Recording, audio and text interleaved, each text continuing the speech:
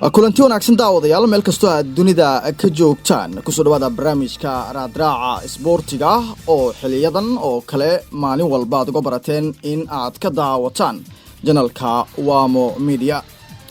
Qodobada xiisaha leh ee aan markaa idinku hayo raadraaca isboortiga waxaa ka mid ah kooxda Man United ayaa waxa ay doonaysaa in bisha January ay fasaxdo laacib muhiim ah. Laacibkaasi iyo waliba ciyaaryahankaasi muhiimku ah ciyaaryahanka uu yahay ayaan barnaamijka ku lafaguri doonaa hadduu Allah wadale uu ka raali noqdo. Kooxda Arsenal weli jahwareer ayay markaasi ku jirtaa waxaana ay go'aan rasmi aysan ka gaarin macalinka haatan markaa leelinaya kooxda Unai Emery. laakiin waxaa jira warar sheegaya in markaa macallimiin cusub ay markaa u taagan yihiin qabashada kooxda Arsenal in ay leeliyaan. barnaamijka waxaad markaa ku maqli doontaan waa kuma macalinka cusub ee kooxda ee la saadaalinayo. Ronaldo ayaa wacad ku maray in kubadda cagta uu sii ciyaari doono ilaa muddo uu diiwaanka taariikhda isboortiga uu ka galo baal dahabina uu markaa uu doonayo in uu ka gaaro waxa uu markaasi diiradda saaraya da'da ciyaaryahanka uu ku ciyaaro. Ronaldo ayaa markaa warbixin idinkaga haya. kooxda Chelsea suuqa ay geli doontaa bisha January oo konton beri markaa inooga hartay.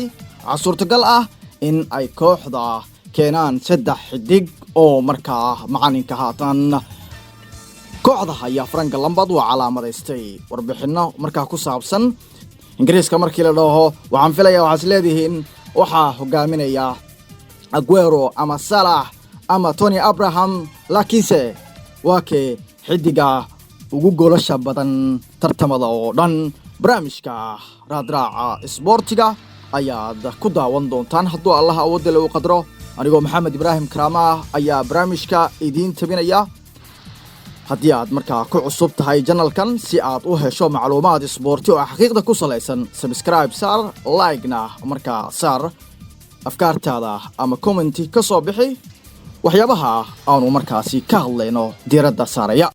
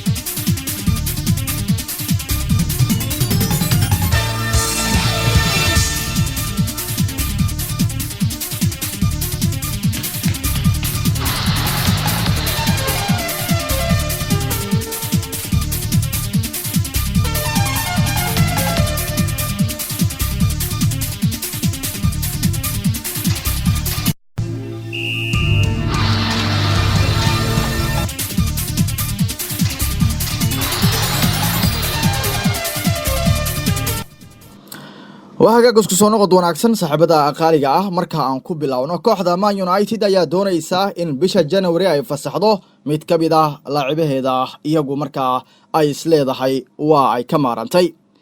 laacibkaasi waa laacibka lagu magacaabo Nemanja Matic. kaasi waxaa la sheegayaa in kooxdu ay doonayso inay iska iibiso. waxaa sabab u ah xidiga McTominay oo isagu markaa la soo kala baxay qaab ciyaareed aad cajiib u ah oo la yaabay. xidigan McTominay waxa inta badan markaa xitaa uu shaki gelinaya mustaqbalka xidiga Paul Dybala Pogba oo isaguna markaa kooxo waaweyn oo qaaradda Yurub ay raadinayaan. Matic waxa xiiseynaya kooxaha waaweyn ee qaaradda Yurub ka dhisan sida kooxda Juventus iyo waliba kooxda Borussia Dortmund. Bayern Munich ayaa kamid ah kooxaha xiiseynaya. macallin Solskjaer ayaa go'aan kama dambeys ah ka soo saari doona mustaqbalka ciyaaryahanka Nemanja Matic kaasi oo isagu markaa doonaya in uu ka tago kooxda. markaan eegno kooxda Arsenal waxaa jahwareer weli uu ka taagan yahay cidda lagu bedeli karo macalinka Unai Emery. Unai Emery ma sii ahaan doonaa mid leeliya ama wadada guusha ku soo celiya kooxda Arsenal? oo su'aalaha isweydiinayaan taageerayaasha falanqeeyaasha isboortiga halyeedii hore ee kooxda Arsenal oo iyagu markaa ka walwalsan qaab ciyaareedka kooxda ay xilli ciyaareedkan ku jirto. Macalinka cusub ee markaa qaban doona shaqada waa haddii la ceeriyo Unai Emery ayaa iyaduna wareer badan iyo weliba warar badan ay markaa ka soo baxayaan. Markaan eegno Arsenal maamulkeeda weli maysan soo saarin go'aan rasmi ah oo macalinka xitaa loogu sheegayo in ciyaar kama dambays ah haddii laga badiyo barbardhac u galo in la ceerin doono, laakiin waxaa jira warar inta badan iyagu markaa ah kuwo xan ah oo aanan markaasi xaqiiqda ku salaysnayn, laakiin waxaa jira warar iyagu markaa xaqiiqda u dhow balse aanan markaa laga soo xiganin wakaaladaha dhexdhexaadka ah ayaa waxaa iyagu markaa ay sheegayaan in tababaraha xiga uu noqon karo midkood Lombak iyo weliba macalinkii hore ee kooxda Unitedka, Chelsea iyo weliba Inter iyo sidoo kale FC Porto waa Jose Mourinho. kaasi ayaa la leeyahay waa macalinka keliya ee kooxda leelin kara. markaan si aan baqaadno barnaamijkeena, Ronaldo wacad ayuu ku maray in kubadda cagta uu sii ciyaari doono. xidigan isagu markaa sii jirsanaya 34 ah ayaa waxa uu wacad ku maray in uu markaa ciyaari doono tartanka koobka adduunka 2022 ka dhici doona dalka Qatar. waxa uu sheegay in uu xitaa hamigiisu intaa ka sareeyo, rikoor cusub ayuu doonayaa inuu dhigo. laakiinse waxaa su'aal ah, Ronaldo ma yahay xidig ilaa markaa da'da 45 jirka ama 50ka ciyaari kara?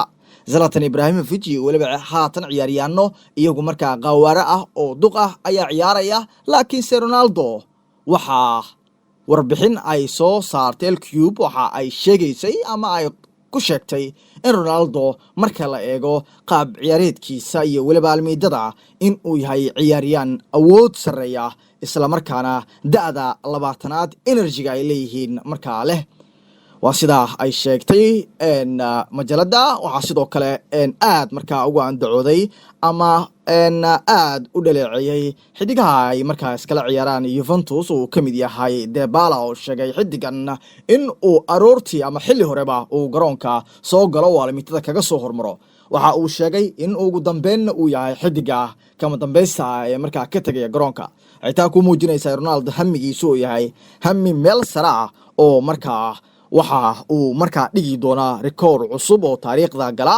san ognahay ciyaaryahanada inta badan waxay ku fadhiistaan da'da 35 jirka, waxaana inta badan lagu qiimeeyaa ciyaaryahanka haddii uu 35 jir uu noqdo inuu markaa horyaalada lacagaha inta badan laga qaato walida in ay markaa ka sii ciyaaraan. laakiin Ronaldo waxa uu leeyahay waxa xitaa aan doonayaa in koox Ingiriiska ah aan u ciyaaro, waxaana aad markaa mararka qaar lagu xamarayay kooxda Arsenal. Chelsea qaab ciyaareed qurux badan ayay ku jirtaa, waxayse doonaysaa suuqa January inay soo iibsato ciyaaryahanno muhiim ah. waa kuwa ciyaaryahanadaasi waa ciyaaryahanno macquul aysan ahayn in kooxda ay helaan, laakiin Lampard waxa uu ku andacoonayaa in uu markaa keeni doono ciyaaryahanadaasi oo uu markaa ku xoojin doono kooxdiisa. waxa uu doonayaa xidiga lagu magacaabo Henderson oo markaa kabtanka ah kooxda Liverpool. macquul ma tahay Lampard, laakiin Lampard waxa uu sheegayaa in wax kasta ay burburin karaan lacagta iyo awoodaha isxiga ay markaa ama guulaha isxiga ay keenayaan kooxda Chelsea. waxa uu tilmaamay in wax kasta ay dhici karaan. sidoo kale waxa uu aad u doonayaa xidiga lagu magacaabo Everton oo isagu markaa ka soo jeeda xulka qaranka Brazil, isla markaana wacdara ka dhigay xulka qaranka Brazil ciyaarihii markaa qaarada America. waana xidig aad u wanaagsan oo xifradiisu ay wanaagsan tahay. Koulibaly ayaa ka mid ah xidigaha uu doonayo macalin Lampard, laakiin macquul ma tahay Koulibaly 200 milyan oo euro in ka badan ayaa lagu doonayaa. laakiinse Lampard waxa uu leeyahay waxaan haystaa anigu mid markaasi lacagta aanan markaa agtiisa waxba ay ka heen. waxa uu ula jeedaa Roman Abramovich. markaan eegno gool dhalinta horyaalada kala duwan ee adduunka gaar ahaan qaaradda Yurub, waxaa aad markaa loo soo saaray xidigaha iyagu markaa hogaaminaya gool dhalinta.